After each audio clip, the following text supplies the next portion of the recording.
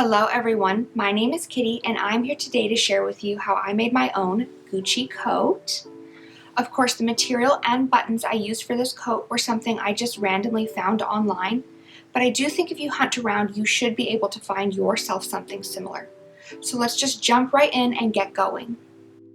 For this project, I will be using the Burda Young pattern 7142. I will also be using a matching thread, buttons with snaps, interfacing, fabric for lining the jacket, and a heavyweight velvet with a Gucci print.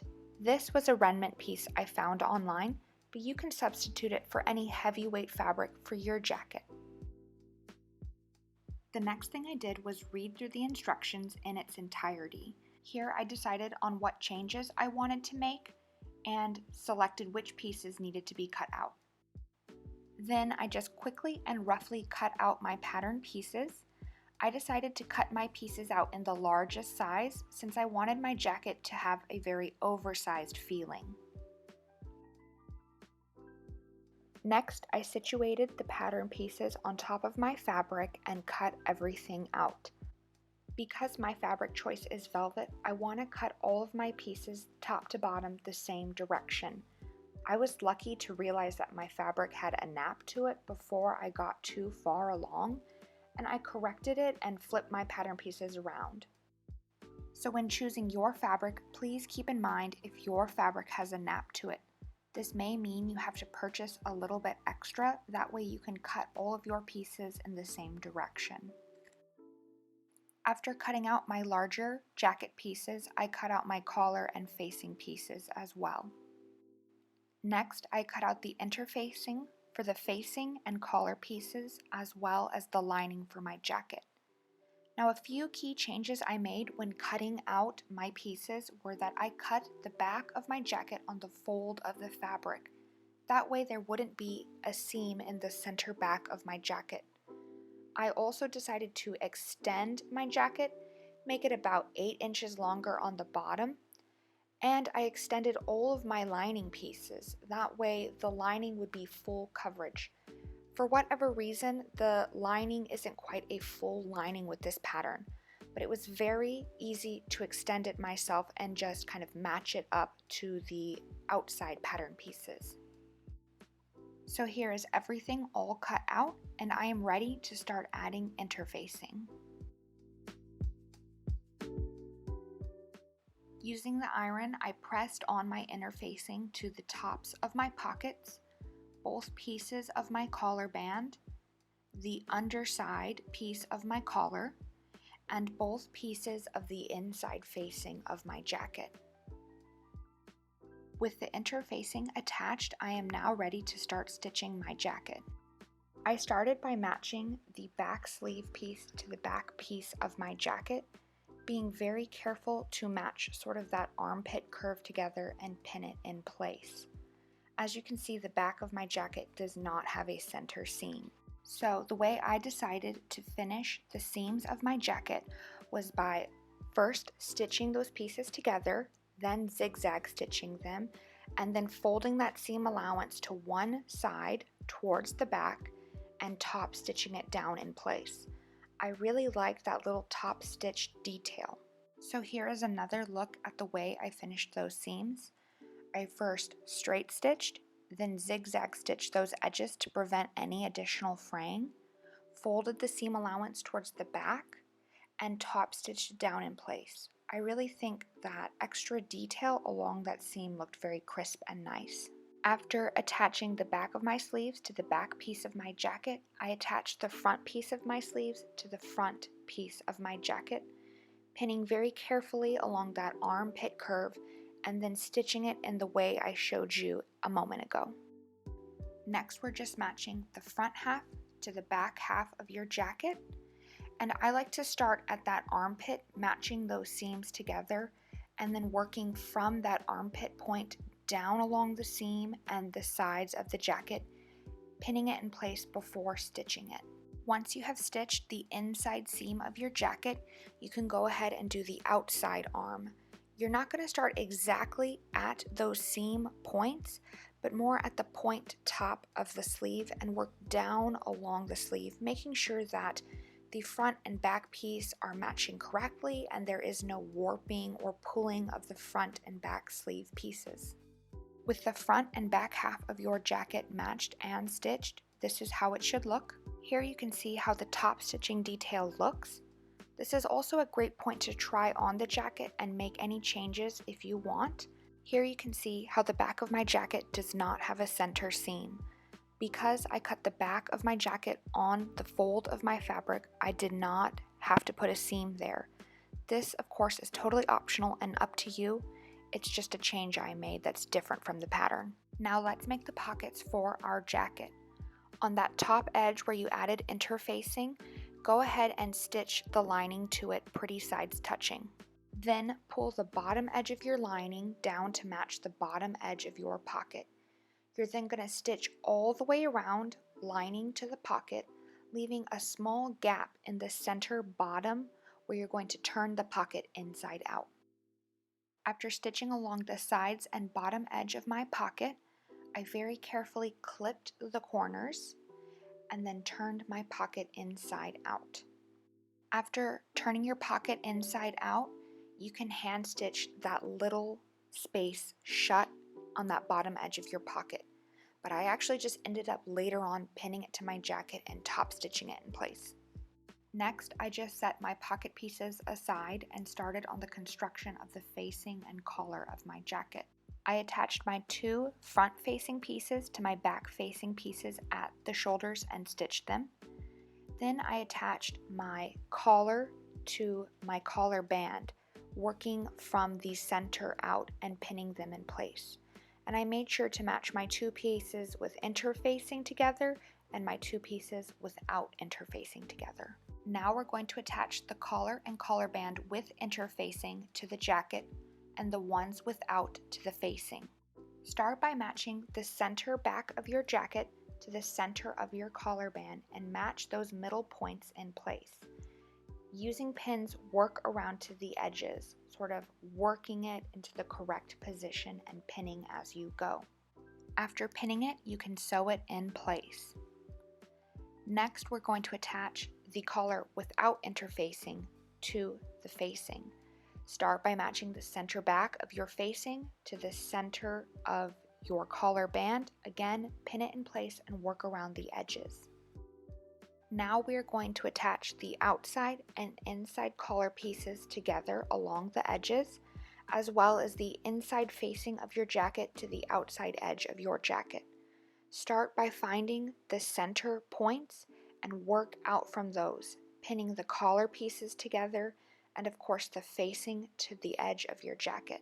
So starting from the center of your collar, pin all of those edges together all the way down to the bottom of your jacket. Once everything is pinned in place, you can sew these edges together. After stitching everything, you can very carefully and very modestly clip any corners if necessary, and then flip it inside out. Now the facing should be on the inside of your jacket, and you should have a top and bottom collar. Now this is totally optional, but you can top stitch along these edges if you like. I decided that along the seam allowance of the collar and collar band, I was going to hand stitch the seam allowance together. That was going to hold the top and bottom collar pieces together very closely. So here you can see how I took the seam allowance of the collar band of both the top and bottom collar band pieces and I hand stitched that seam allowance together. Like I said, this is just going to hold the top and bottom pieces of the collar more closely together, and it will be hidden on the inside of the jacket. So with the collar and facing attached to your jacket, this is how it should look. This is also a great point to try on the jacket and decide where exactly you want the pockets to be placed on the front of your jacket. Now I spent a long time tinkering with the pockets on the front of my jacket. I wanted the pockets to be symmetrical, but I also wanted them to match up with the GG print of the velvet underneath. Once I was finally happy with the pocket placement and I had everything pinned in place, I went ahead and top stitched along the sides and bottom edge of my pocket. I made sure to take extra care along the bottom edge since that is where I turned my pockets inside out, and I wanted to be able to catch both the lining and velvet fabric with my top stitching. And here is how the pockets look on the jacket. Now to construct and attach the lining for our jacket. To construct the lining, the steps are going to be very similar as the ones for making the jacket.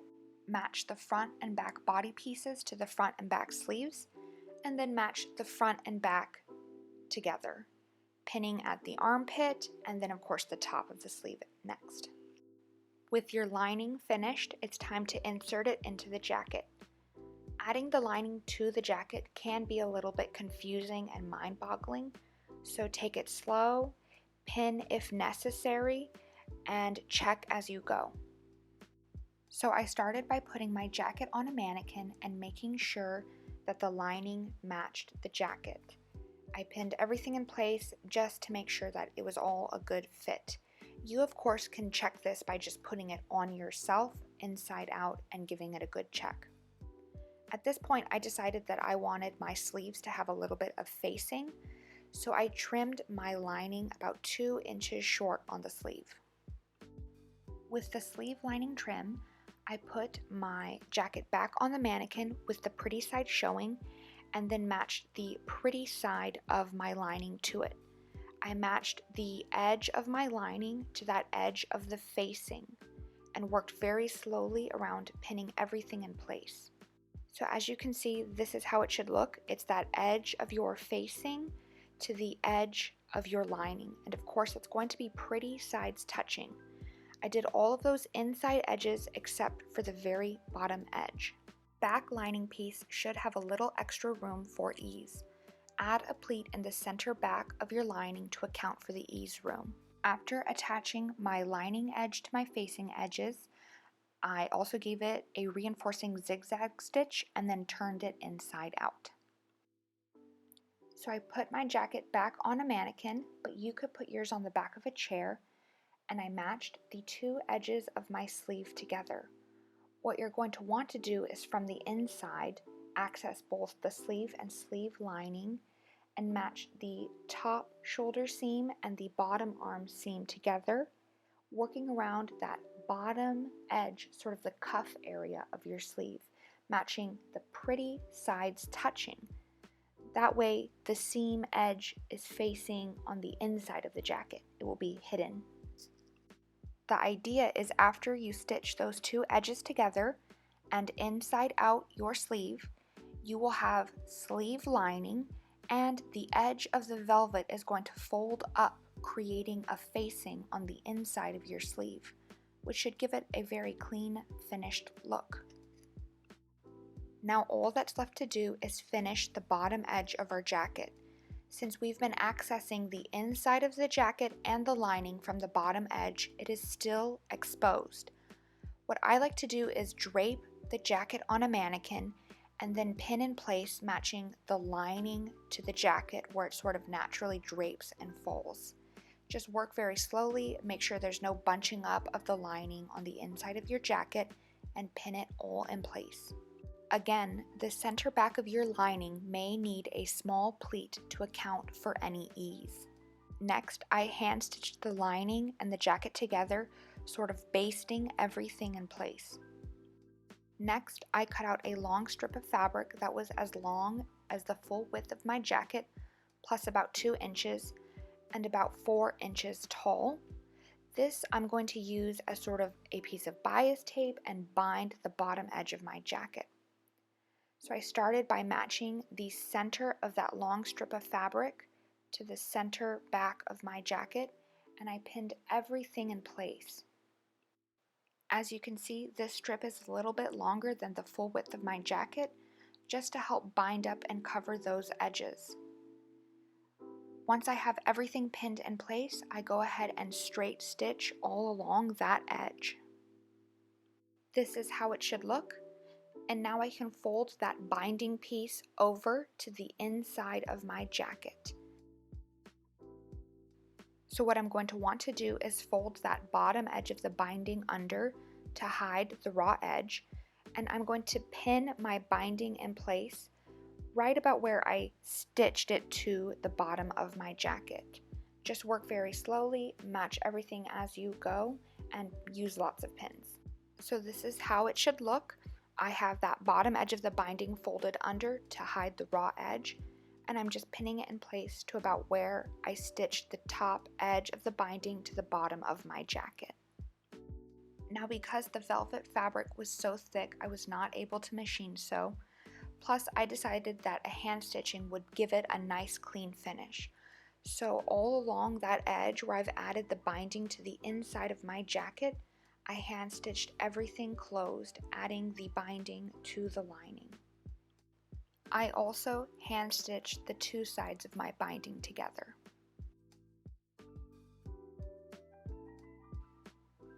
Again, because the velvet fabric was so thick, I was very concerned about using my machine to add buttonholes. So what I decided to do was opt for these large snaps instead. I measured out and used pins to mark where I wanted my buttons, and then I added the snaps to the inside edges of my jacket and then the decorative buttons on top. So here's what it looks like with the snaps and buttons sewn on. I was pretty surprised. The snaps did a pretty good job holding the jacket together. Now I want to quickly give this pattern a few final thoughts and talk about some things I did differently. First off, I cut the back of my jacket on the fold of the fabric to eliminate a back seam. I did lengthen my jacket by about 8 inches. Now for whatever reason, this pattern doesn't have full lining, so I altered the lining pattern pieces so that I would have full lining, which basically just meant cutting out the jacket pieces again, and then on the front lining pieces of my jacket, I just cut out the parts where there was going to be facing, of course accounting for seam allowance. I changed the point where I turned my pockets inside out and made it the bottom of the pocket instead of the top. And I changed my sleeves. I made the velvet portion of the sleeve about 2 inches longer and trimmed the lining of the sleeves by 2 inches so that I would have sleeve facing. And for whatever reason, the lapels on this jacket don't seem to match the pattern photos that well, so I thought that was sort of odd or different. Overall, I would say that this pattern was pretty easy to follow, and it did make a nice, clean finished product. Now let's see what it looks like out.